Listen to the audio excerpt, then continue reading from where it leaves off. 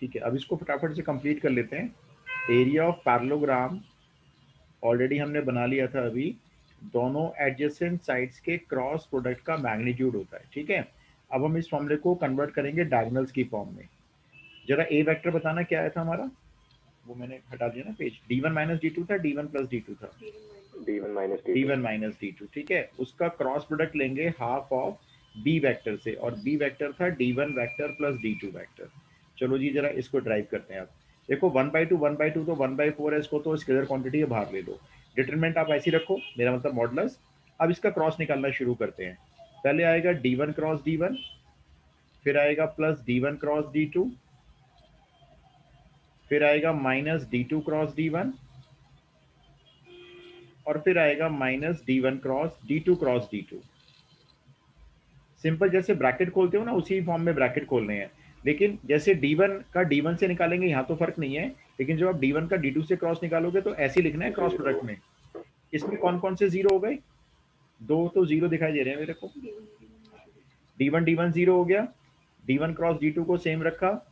अच्छा, ये d2 cross d1 को ना प्लस कर दिया है मैंने, तो ये भी d1 क्रॉस d2 हो गया। ठीक है ना, इसको मैंने क्या किया, क्रॉस में चेंज स्वैप कर लिया, d1 को d2 से यस स्वैप करके ना इसको साइन प्लस कर दिया, और ये जीरो हो गया। फाइनली देखो क्या आ गया, d1 cross d2 plus d1 cross d2 twice of d1 cross d2, और ट्वाइस से ये 4 कैंसिल हो गया 2 टाइम्स। फाइनली जो फॉर्मूला बन गया वो ये बन गया आपका। तो देखो हमने पूरा फॉर्मूला ड्राइव इसलिए किया है, बोर्ड में आया हुआ है, और एक अरिहंत में क्वेश्चन है और सिर्फ। एक बार एक दोबारा बता दो, मैंने सुना नहीं था कोई आपने बात क्या नहीं, मैं किया। आपको दोबारा बताया हूँ। देखो हमने एरिया ऑफ पैरेललोग्राम ड्राइव किया। पहले हम मालूम है कि ए क्रॉस बी का मैग्नीट्यूड होता है। ए पुट कर लिया, हाफ d1 माइनस d2 जो निकाला था, बी पुट कर लिया, ये क्रॉस बीच में लगा रहेगा, half d1 plus d2। Half into half 1/4 तो बाहर ले सकते हो, इसका मैग्नीट्यूड तो भारी हो गया। बाकी हमने सिंपल ब्रैकेट ओपन किया, देखो d1 क्रॉस d1, फिर प्लस d1 क्रॉस d2, फिर minus d2 cross d1, and minus plus minus d2 cross d2। जो सेम वेक्टर का क्रॉस प्रोडक्ट होता है वो जीरो हो जाएगा। ये आपका d1 क्रॉस d1 जीरो हो गया, इधर से आपका d2 क्रॉस d2 जीरो हो गया। ये d1 क्रॉस d2 सेम लिखा हुआ है, और ये जो माइनस था इसको स्वैप किया, d1 क्रॉस d2 बनाया और साइन चेंज कर दिया। अब d1 क्रॉस d2 ऐड हो गया, ये बन गया twice of d1 cross d2। उस ट्वाइस से 4 कैंसिल हो गया, आपका एरिया ड्राइव हो जाता है हाफ d1 क्रॉस d2। यहाँ पे d1 और d2 पैरेललोग्राम के डायगोनल्स हैं, और अगर डायगोनल्स गिवन नहीं है, साइड्स गिवन है, तो दोनों एडजेसेंट साइड्स के क्रॉस प्रोडक्ट का मैग्नीट्यूड, और डायगोनल्स गिवन है तो डायगोनल्स के क्रॉस प्रोडक्ट का मैग्नीट्यूड इनटू हाफ। तो आपके पास पैरेललोग्राम के एरिया निकालने के दो फॉर्मूले हैं मेरे ख्याल से। अब डायगोनल की फॉर्म में होगा तो d1 क्रॉस d2 करेंगे, हाफ करेंगे। अगर साइड्स गिवन होंगी एडजेसेंट साइड्स, तो बस उनका क्रॉस प्रोडक्ट का मैग्नीट्यूड करेंगे, हाफ नहीं करेंगे।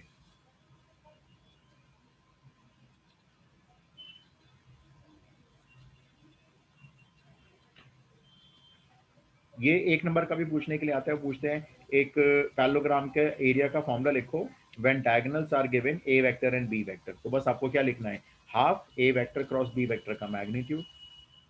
अब जरा क्वेश्चन ले लेते हैं, थोड़ा सा जल्दी करो भाई, नोट करना है तो।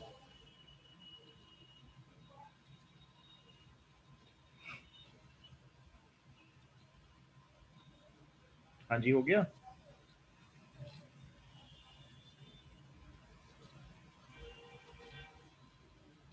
नोट कर लिया भाई सबने। Yes sir. तो एक बार डेरिवेशन देख लेना, चांस कम है आने का डेरिवेशन, लेकिन फिर भी आपको आना चाहिए। अब क्वेश्चन लो आप भाई, जरा ट्राई करो, 4 मार्क्स होगा।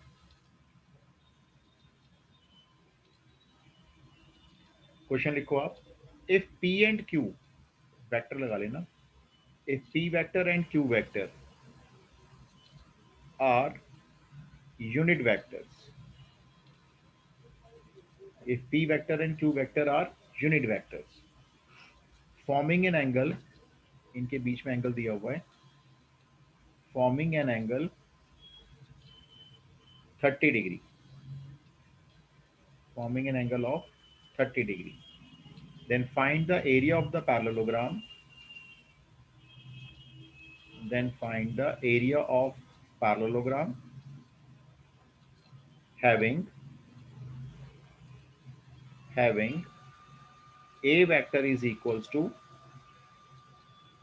p vector plus twice of q vector comma b vector is equals to twice of p vector plus q vector as its diagonals। मतलब एक पैरेललोग्राम का एरिया निकालना है जिसमें ए वेक्टर और बी वेक्टर पैरेललोग्राम के diagonals हैं। A vector P plus twice of Q vector है और B vector twice of P vector plus Q vector है। और पी और क्यू के में जानकारी ये है कि दोनों यूनिट वेक्टर्स हैं, मतलब दोनों का जो मैग्नीट्यूड है 1 के इक्वल है और दोनों के बीच में एंगल जो है वो 30 डिग्री भी दिया हुआ है। सर 3/4। अरे कर भी लिया यार, रुको मैं चेक कर लेता हूँ भाई। एकदम करेक्ट आंसर है 3/4, लेकिन बड़ी फास्ट किया तुमने भाई। 3/4 एकदम करेक्ट आंसर है।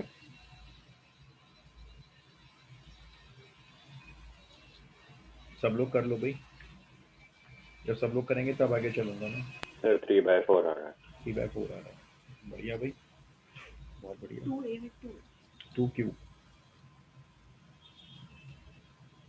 आपको बस इतना ही लिखना है, देखो ज्यादा खास नहीं है। Area of parallelogram is equals to, अब ये ए और बी ना डायगोनल्स हैं, तो क्या करेंगे, डायगोनल्स का क्रॉस प्रोडक्ट करेंगे, मैग्नीट्यूड निकालेंगे और हाफ रखेंगे। अब यहाँ पे ना जैसे मैंने भी ड्राइव किया ना फॉर्मूला, देखो उसी बेस पे क्वेश्चन है। हाफ को तो हाफ ही रखना। यहाँ पे वेक्टर ए पुट कर लो आपका, P vector plus twice of Q vector, फिर बीच में क्रॉस लगाओ। यहाँ पे बी पुट कर लो twice of P vector plus Q vector.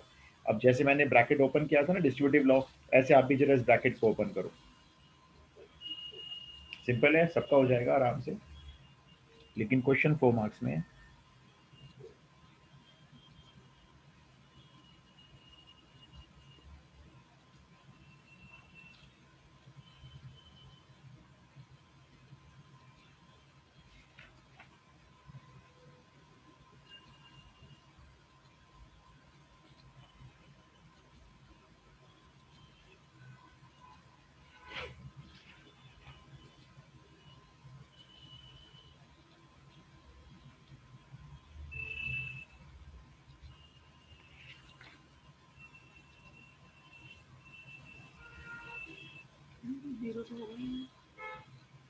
होगा ना पी क्रॉस पी, कैसे आएगा ना, पी का क्रॉस 2p से करेंगे तो ट्वाइस ऑफ ऐसे लिख सकते हैं पी क्रॉस पी, फिर पी का क्रॉस क्यू से करेंगे पी क्रॉस क्यू, फिर 2q का 2p से करेंगे 4 times of q cross p, और फिर 2q का q से करेंगे twice of q cross q। ऐसे हो गया ये। अब इसमें कौन कौन से जीरो हो गए आपके, ये twice of p cross p zero. अच्छा ये p क्रॉस q को ऐसे ही रख लो, और जो दूसरा वाला है ना वो 4 times of q cross p है, उसको -4 बनाओ और उसको कर लो p क्रॉस q, माइनस लगा के लेकिन, और ये चौथा वाला भी जीरो कर लो। अब एक p क्रॉस q में से 4 p क्रॉस q माइनस कर लो, यही कर लेते हैं। ये रह जाएगा -3 times of p cross q। Sir ये साइन चेंज कैसे हुआ, पी और पी इंटू देखो क्यू का, पी आप ये वेक्टर देखो ना फर्स्ट। ऊपर देखो q क्रॉस p है, अगर आप क्रॉस प्रोडक्ट में ना, जैसे आपके पास मान लो a क्रॉस b है, और अगर आप इसको b क्रॉस लिखना चाहते हो तो लिख लो, कोई दिक्कत नहीं है, लेकिन ये नेगेटिव साइन के साथ लिखा जाएगा। डॉट में ऐसी प्रॉब्लम नहीं होती, डॉट में तो a डॉट b लिखना है तो उसको b डॉट ए डायरेक्ट लिख सकते हो, कॉम्यूटेटिव लॉ होल्ड करता है। लेकिन क्रॉस में अगर आप चेंज करोगे, डायरेक्शन चेंज करोगे तो ये माइनस साइन लग जाता है। तो मैंने भी क्या किया, q क्रॉस p को p क्रॉस q बना के माइनस लगा दिया। रीजन ये है, p क्रॉस q में से अब 4 p क्रॉस q माइनस करके माइनस के 3 p क्रॉस q रह गए। अब -3 को मॉडुलस से बाहर ले लो तो 3/2 हो जाएगा। अच्छा अब ये बताओ, a क्रॉस b के मैग्नीट्यूड का फॉर्मूला क्या होता है, a क्रॉस b का जो मैग्नीट्यूड है उसका फॉर्मूला, a क्रॉस b का मैग्नीट्यूड अभी यूज भी किया था ट्राइंगल के एरिया में। अरे भाई बता दो कोई, a क्रॉस b का मैग्नीट्यूड। सर मॉड ए का मैग्नीट्यूड, ए का सर मैग्नीट्यूड, ए बी का वेक्टर का मैग्नीट्यूड मैग्नीट्यूड इंटू बी का plus sign magnitude theta. Into sine theta. बस तो ये लगा दो। अब यहाँ पे बस इतना फर्क है, मैं आपसे पूछ रहा हूँ p और q का क्रॉस का मैग्नीट्यूड, तो आप क्या बोलोगे भाई, p का मैग्नीट्यूड, q का मैग्नीट्यूड और साइन थीटा। थीटा देखो आपको पहले दिया हुआ है इन्होंने, p और q के बीच में एंगल 30 डिग्री का दिया हुआ है, तो यहाँ पे लिख दो आप इंटू में साइन 30 डिग्री। ये लो जी, हो गया क्वेश्चन प्रूफ, मतलब सॉल्व हो गया, सॉरी प्रूफ तो कुछ करना नहीं था। पी और क्यू का मॉडुलस कितना कितना है दोनों का? 1 1 1 1 यूनिट वेक्टर्स है। और साइन 30 की वैल्यू पुट कर लो, तो माइनस कैसे आ गया मॉडुलस में। सर अगर जो हम ए क्रॉस बी को बोल दें के फिर दोनों के मैग्नीट्यूड निकालें ये हो जाएगा। नहीं, ए क्रॉस बी को कैसे कर लें, दोबारा बताओ Vivek. Sir A B sine theta लिख लेंगे, फिर मैग्नीट्यूड ऑफ वेक्टर और वेक्टर निकालेंगे नहीं, सेपरेटली। एक्चुअली देखो आपके पास ना थीटा ए और में बी पता के है। बीच में थीटा एंगल पता ही नहीं ना। आप ये कह रहे हो, हम इसको ऐसे लिख लेते हैं, चलो mod A vector mod B vector sine theta ऐसे लिख लेते हैं। चलो लिख लिया, आप मान सकते हैं भाई इसको ऐसे लिखा जा सकता है। लेकिन इनके बीच में थीटा एंगल कहाँ से लाओगे आप? अब या तो फिर आपको ये टू तो पी पी और और पी क्यू के क्यू, बारे में पता है। हाँ, इसलिए बेटर है ए और बी को तो यूज ही मत करो। आप ए और बी की वैल्यू पुट करो जो गिवन है, उनका क्रॉस करो, उससे पी और क्यू के क्रॉस में क्वेश्चन आ जाएगा। आ गया देखो पी और क्यू के क्रॉस में, और पी और क्यू का क्रॉस हम आराम से निकाल सकते हैं क्योंकि पूरी इंफॉर्मेशन पी और क्यू के बारे में गिवन है। तो ये ओके देखो एक हमारा पैरेललोग्राम का क्वेश्चन हो गया ठीक ठाक सा, और आसान भी था ये।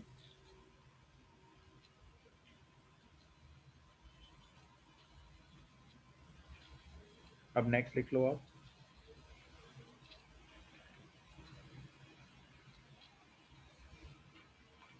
एक मिनट से बस। हाँ कर लो कर लो। तो ट्रायंगल का तो वैसे ही आएगा, कोऑर्डिनेट्स वाला आ जाता है ट्रायंगल का। तो पैरेललोग्राम का देखो ऐसे भी आ सकता है जो हमने अभी किया है, और पैरेललोग्राम के वर्टेक्स दे भी सकते हैं, उससे भी आ सकता है, वो फिर हो जाता है, वो दिक्कत नहीं है।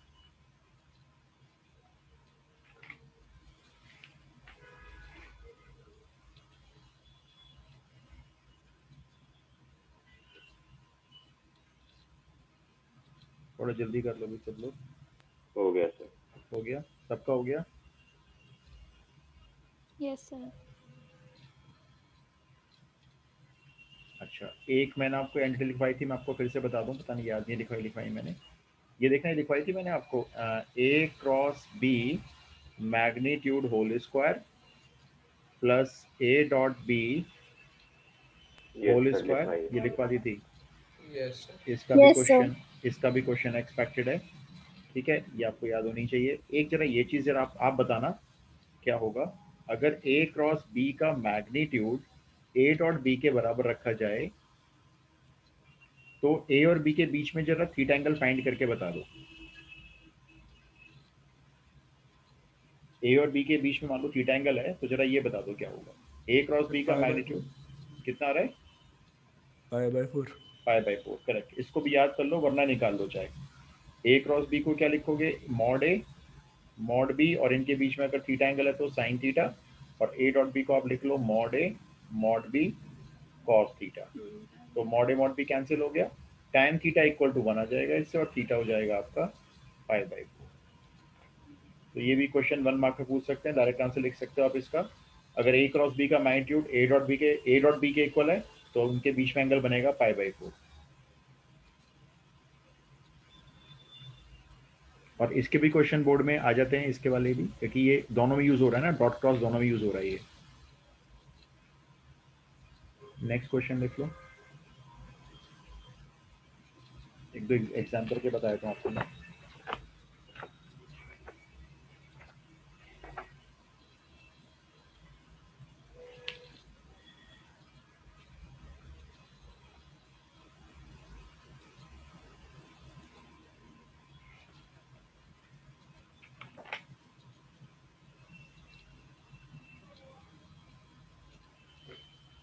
ये लो सॉल्व कर लो एक क्वेश्चन, सिंपल सा एग्जाम्पलर में है, 2-3 है ऐसे। मॉड ए वेक्टर 10 गिवन है, मॉड बी वेक्टर 2 गिवन है,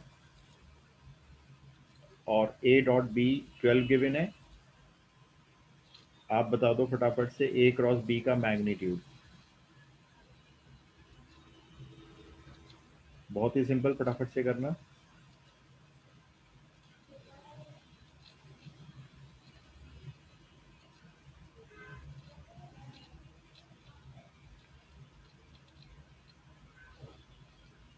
रूट 356। कितना आ रहा है? रूट 356। रूट 356। अच्छा जी, और कोई? Sir ±16। Plus minus 16 plus minus अनंत प्लस माइनस हाँ प्लस माइनस। मैग्नीट्यूड निकाल रहे हो अब ए क्रॉस बी का, अच्छा +16। प्लस माइनस में मार्क्स कट जाएंगे। देखो बताओ भाई, मेरे को अब तो 2 आंसर हैं, क्या करें? सर 16। हाँ 16 तो मैं समझ रहा हूँ, ठीक है। अब ऐसे कई सारे क्वेश्चन दिए हुए हैं एग्जाम्पलर में।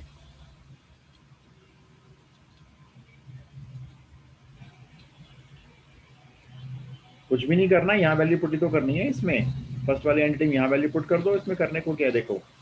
ये ए डॉट बी आपका हो गया 12 का स्क्वायर 144, इधर हो गया 100 और 2 400, 400 में से माइनस हुआ 154, 144 सॉरी, तो रह गए 256, और 256 हो गया 16 का स्क्वायर, ये तो वर्बली सॉल्व हो गया। लो ए क्रॉस बी हो गया आपका 16।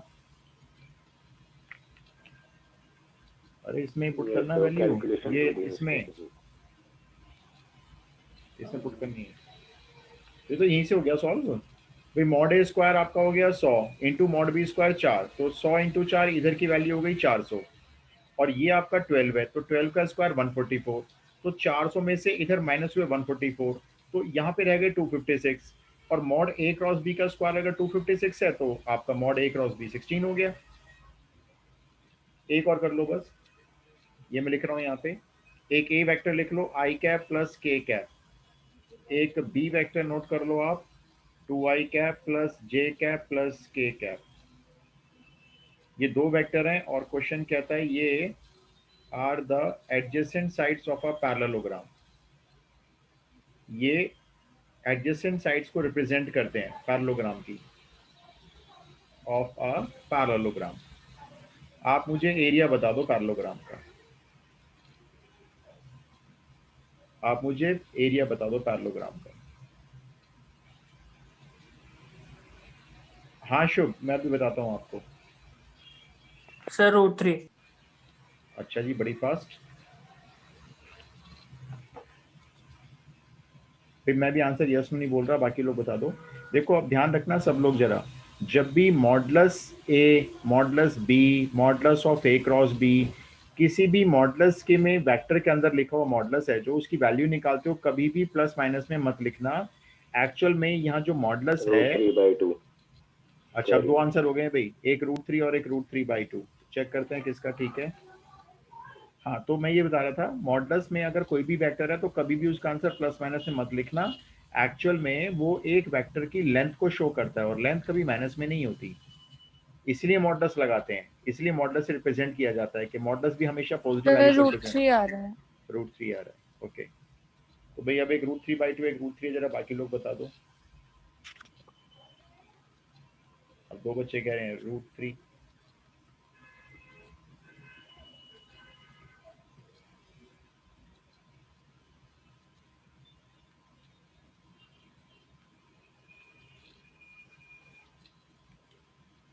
सर √3। √3 हो गया सबका, कुछ भी नहीं करना, क्रॉस प्रोडक्ट तो निकालना है। एडजेसेंट साइड्स का क्रॉस प्रोडक्ट निकाल के उसका मैग्नीट्यूड तो सॉल्व करना है, और क्या करना है। √3 आ रहा है, तो तुम्हारा /2 क्यों आ रहा है विवेक भाई? एडजेसेंट साइड्स में /2 नहीं होता ना, डायगोनल्स में होता है /2। तो अच्छा डायगोनल्स में हाफ आता है ना, इसमें तो आप √3 आ रहा ऐसे, है। √3 आ रहा है ना, इसमें तो आप ऐसे बना लेना आई जे के, फिर यहाँ पे आ जाएगा 101, और थर्ड रो में आ जाएगा आपका 211।